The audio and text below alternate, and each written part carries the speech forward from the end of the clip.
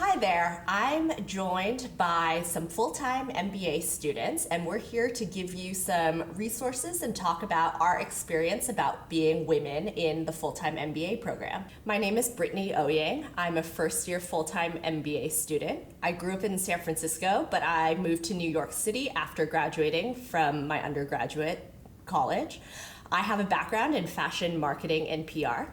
This summer, I'll be interning at Mattel on brand marketing, specifically working on the Barbie brand. And I hope to have a career in marketing after graduation. So I'd love to speak with everyone else and have them introduce themselves. I'll start with you, Anne. Hello, I'm Ann Werner. Thanks for joining us. I'm a second-year full-time MBA candidate at the Mirage School. Prior to getting my MBA, I worked in HR and training for the UPS store, so it was helping new franchisees learn the operations of their businesses before they were opening their doors. I came back to get my MBA to pivot into a more strategic role, and last summer I interned in operations at Taco Bell, working on project management for a tech rollout for team members across the country. And now I'm pursuing a full-time position for after graduation that will be in either consulting or in a project management capacity in technology. All right, Joy? my turn. Hi, I'm Joy. I'm also a second year MBA student. Ann and I graduate in a couple weeks, which is exciting. Prior to getting my MBA here at Mirage, my background was in software engineering and product management. I worked in both the tech industry and the defense industry. I chose to get my MBA because I'd reached a point in my career where I had to choose between technical management or more general management, and I realized I was most passionate about that in between where business and technology meet. So I was able to intern last summer at Verizon in their digital media services department doing product management. And following my MBA, I'll be joining Experian as part of their leadership development program, where I'll rotate through a bunch of departments for about 2 years and then land in a director level role somewhere. So, Great. Exciting. Thanks, Joy. Ellie?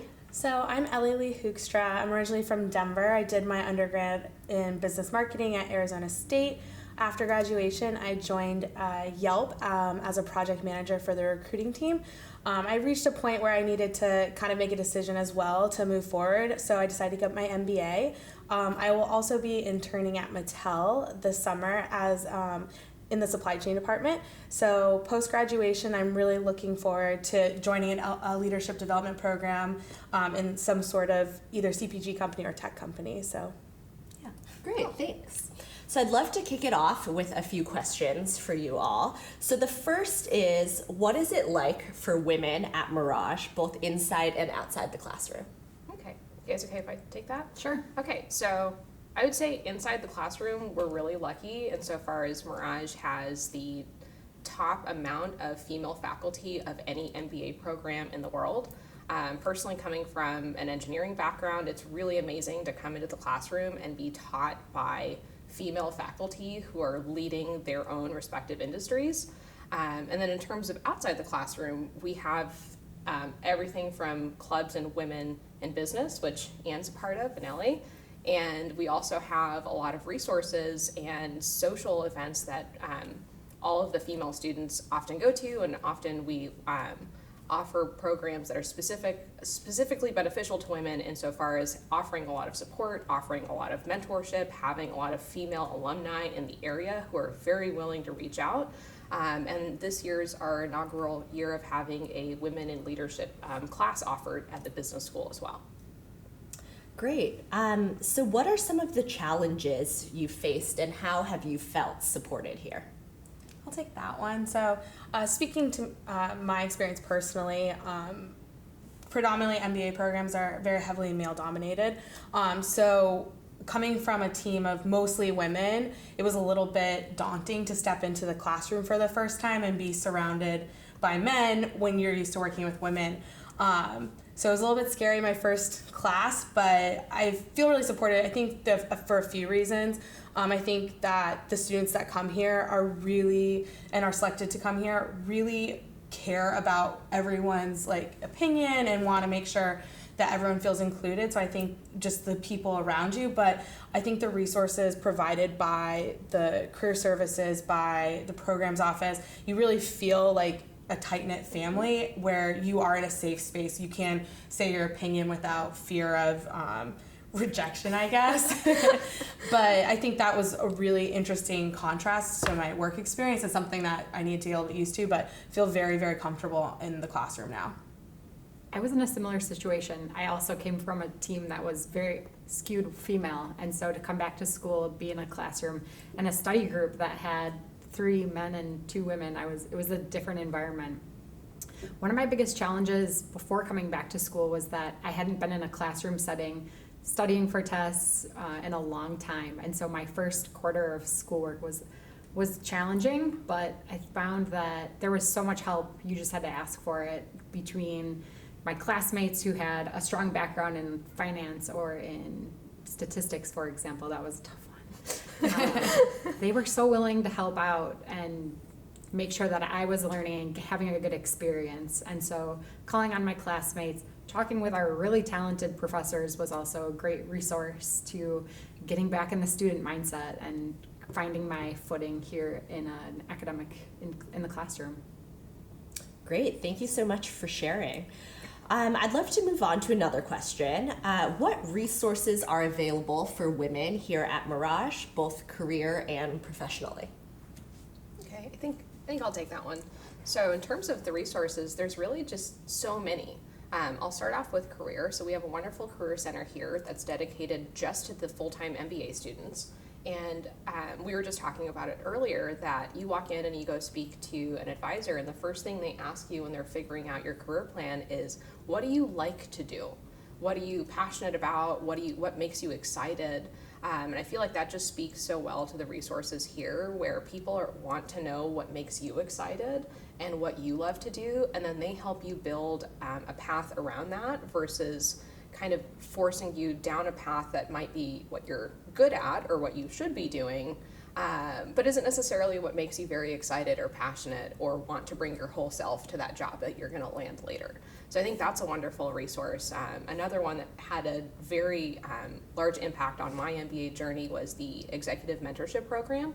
And that's a program where students are paired with an executive in the area in an industry or function that they're interested in. And that's someone who would meet with you one-on-one regularly. So I did this program last year, and I'm still in contact with my mentor this year. We still meet about once a month and get coffee.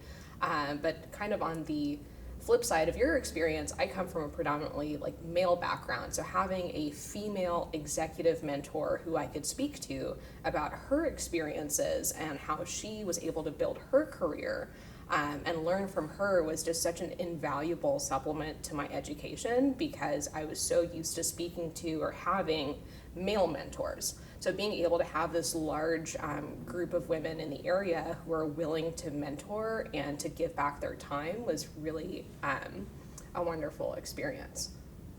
Great, thank you so much.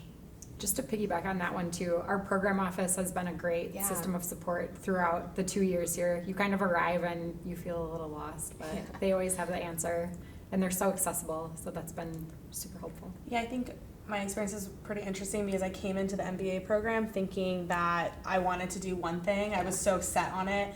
And then I came in and the career services started asking me, what do you like to do? What do you enjoy? And it really got me thinking about, maybe this isn't the right path for me. And not only career services, but the programs office, they met with me one-on-one to make sure that I could kind of sort through all my feelings and ideas and what I thought I should do and what I'm passionate about, and really help me come to bring everything together so that I could make a decision. Because I think that if I had gone down the original path, I don't think I would be as happy, and I would have been more constrained in a box. I think that a huge part of it is feeling supported, but having people give you different ideas. I would have never gone down the supply chain route if I hadn't been brought up to me that these are things that it seems like I'm interested in, and they really fostered that and helped me pick classes that would fulfill that and find internships that would really give me that real world experience.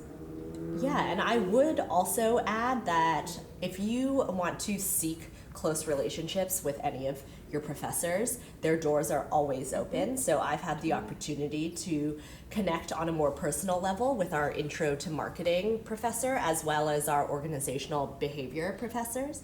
And they've really helped guide me in my career search as well as put me in touch with executives with whom they're close, who they thought that I could just learn from. So that door is always open, and it's just something that you can take advantage of if it's something that you'd like to do. Can I piggyback on that Sure. in terms of, I know we're still answering the same question, but in terms of people opening their networks to you, I think that's so ingrained in the culture at Mirage that anywhere from your peers to your faculty to the program office to the career center to just any of the multitude of wonderful professionals who come to events at Mirage or who are part of the Mirage community, everyone is so willing, once they know, oh, you're excited about this or you're passionate about this, they're so willing to open their network and say, oh, like I'd love to connect you with, this colleague of mine or this person that I used to work with. And, I think that's just part of the cultural DNA where people are just very open to building that sense of community. And it's just a wonderful environment to be in. Absolutely. I think what's really interesting about Mirage too is that it's because we're a tight-knit family, we do open our networks, but we also pass on opportunities.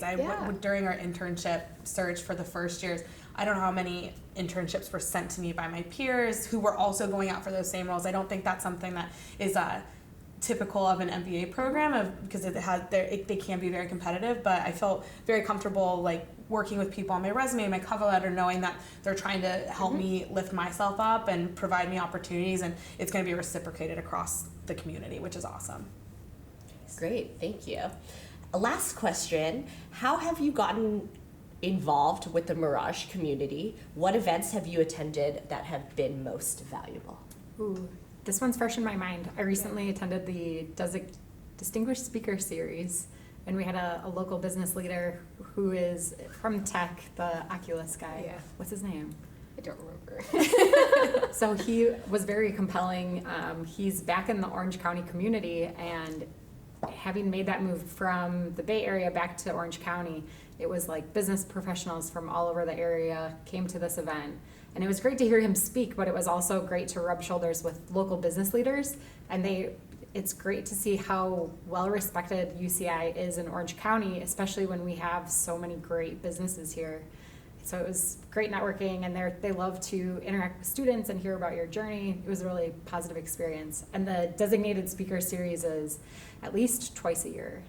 Yeah, there's a couple. There was a really great one earlier this year with the CMO of, I think it was the LA Rams. Yeah. And that was really interesting in terms of like, here's a female executive and she's rebranding this team. And it's like, I'm not a sports person. I don't know much about sports marketing, but it was so wonderful to see her speak and learn like, oh, these are ways that any company can leverage data, can reach out to a community, can give back to a community. And I really loved seeing how she was coming to the campus and was bringing up issues like giving back to the community or being an engaged member of the community you're in, which I think is just a very positive way to also bring like the business and local communities together. Of like that can be very symbiotic, and I think that's something we actually often talk about at Mirage of how can you be ethical business leaders and how can you give back, but then also we bring in speakers who totally embody that, whether that's intentional or not. But that was really wonderful just to see like here's a female leader in the area, and this is what she's been doing. Totally. Yeah. Yeah, there's been so many great events. I think that what's been really helpful for me to kind of integrate myself into the Mirage community is being really involved on campus. Yeah. So joining Women in Business, becoming a student ambassador, and attending every event that you possibly can. I loved Business and Tech. I know that Women in Business, through probably my favorite event was the Mixer, where we got to kind of mingle with in our classmates and network. It was kind of like speed networking, which was so fun. And just kind of getting to know everyone. That was probably one of my favorite events, and I think that's where I got to know a lot of like our peers that I may not have as many classes with, which was really great. Yeah, and I'd be remiss if I didn't mention that Anne was our fearless leader for Women in Business this year. And Ellie and I will be leading it next year. So we are very excited for that. I think that one way that Women in Business gives back is by working with Women in Leadership, which is the undergraduate association for women at the Mirage School. We act as mentors for them. So as much as we're trying to learn from executives in the community on how we can be leaders, we're also trying to develop the next generation of leaders as well. Totally. Yeah, that mentorship has definitely been a highlight of my year this year, just because my mentee is so ambitious. She's always emailing at me. We practice interviews. I think that I just also got a really awesome person, but we talk regularly because I think she's just so excited. So it's a very fulfilling experience as well, of just like being able to kind of share my guidance, especially with only like 6 or 7 years of experience. That is a lot for her, and so it's been really awesome. Awesome. Well, thank you so much for joining me on this conversation about being women at Mirage.